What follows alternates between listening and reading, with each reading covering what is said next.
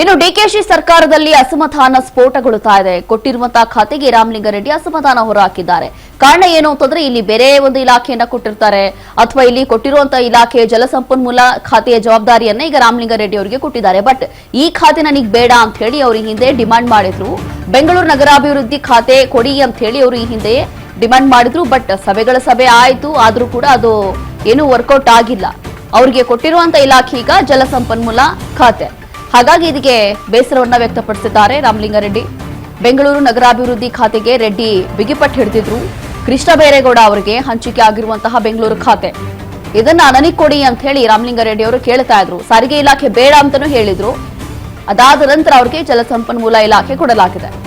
CM ಡಿಕೆಶಿಗೆ ಕರೆ ಮಾಡಿ ರಾಮಲಿಂಗಾರೆಡ್ಡಿ ಬೇಸರ ಹೊರಹಾಕಿದ್ದಾರಂತೆ. ಖಾತೆ ಬದಲಿಗೆ ವರಿಷ್ಠರು ಒಪ್ಪಿಲ್ಲ ಅಂತ ಸಿಎಂ ಸಮಜಾಯಿಷಿ ಕೊಟ್ಟಿದ್ದಾರೆ. ರಿಸೈನ್ ಮಾಡ್ತೀನಿ ಅಂತ ಹೇಳಿದಾರಂತೆ ರಾಮಲಿಂಗಾರೆಡ್ಡಿ. ಹೀಗೆ ರಿಸೈನ್ ಮಾಡ್ತೀನಿ ಅಂತ ಹೇಳಿದಾರಂತೆ ರಾಮಲಿಂಗಾರೆಡ್ಡಿ ಅವರು.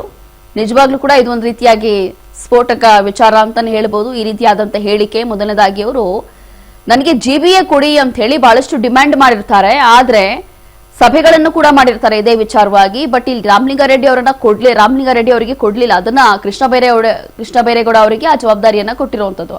ಹಾಗಾಗಿ ಈ ಖಾತೆ ನನಗೆ ಬೇಡ, ಜಲಸಂಪನ್ಮೂಲ ಖಾತೆ ನನಗೆ ಬೇಡ ಅಂತ ಹೇಳಿ ಈ ಹಿಂದೆಯೂ ಕೂಡ ಅವರು ಡಿಮಾಂಡ್ ಮಾಡಿರ್ತಾರೆ. ಬಟ್ ಇದೆಲ್ಲವೂ ಕೂಡ ವರ್ಕೌಟ್ ಆಗಿಲ್ಲ. ಹಾಗಾಗಿ ಎಲ್ಲೋ ಒಂದು ರೀತಿಯಾಗಿ ಅಸಮಾಧಾನ ಹೊರಹಾಕಿದಾರಂತೆ.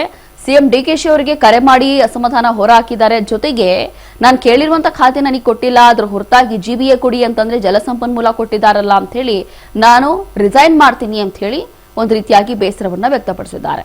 ಈ ಹಿಂದೆ ಸಾರಿಗೆ ಇಲಾಖೆ ಸಚಿವರಾಗಿದ್ರು. ಅದಾದ ನಂತರ ಸಿದ್ದು ಸಂಪುಟದಲ್ಲಿ ಸಾರಿಗೆ ಇಲಾಖೆ ಸಚಿವರಾಗಿ ಕೆಲಸ ಮಾಡಿದ್ರು. ಅದಾದ ನಂತರ ಯಾವಾಗ ಸಂಪುಟ ರಚನೆ ಆಗುತ್ತೆ ಅಂತ ಹೇಳಿ ಅವರಿಗೆ ಗೊತ್ತಾಯ್ತು. ಆ ಸಂದರ್ಭದಲ್ಲಿ ಸಾರಿಗೆ ಇಲಾಖೆ ನನಗೆ ಬೇಡ, ಹೊರತಾಗಿ ನನಗೆ ನಗರಾಭಿವೃದ್ಧಿ ಅಂತಂದ್ರೆ ಜಿಬಿಎ ಕೊಡಿ ಅಂತ ಹೇಳಿ ಅವರು ಕೇಳ್ಕೊಂಡಿರ್ತಾರೆ. ಆದ್ರೆ ಅವರಿಗೆ ಜಿಬಿಎ ಕೊಟ್ಟಿಲ್ಲ ಈ ಬಾರಿ ಡಿಕೆಶಿ ಅವರ